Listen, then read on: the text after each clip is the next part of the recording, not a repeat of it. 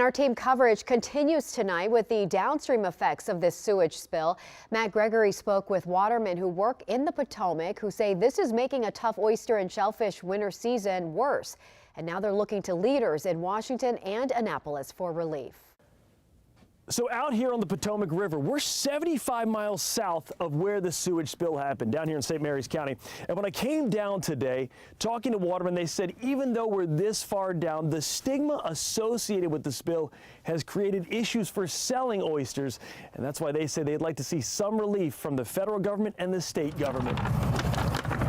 Oh yeah, this looks more like it. The morning oyster harvest has a rhythm to it.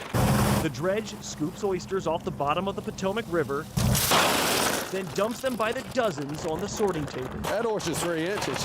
With assembly line efficiency, Captain Robert Brown measures each one before tossing them into a bushel basket for sale. Nobody wants to buy oysters out of the Potomac River. That problem, Brown says, is the publicity caused by the sewage spill.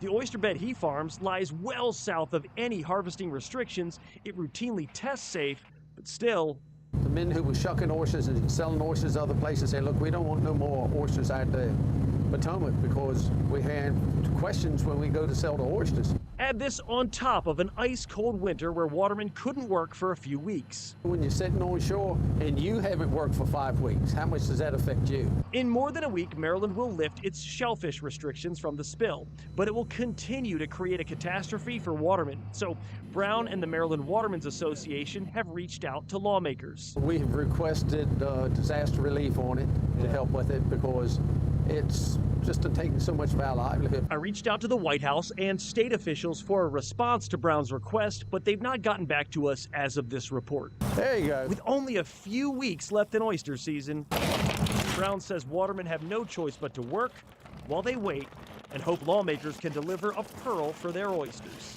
Well, I'd really like to see the state come out and say, hey, look, we've done all these tests. The water is fine. The oysters are fine. On the Potomac River, I'm Matt Gregory, WUSA 9.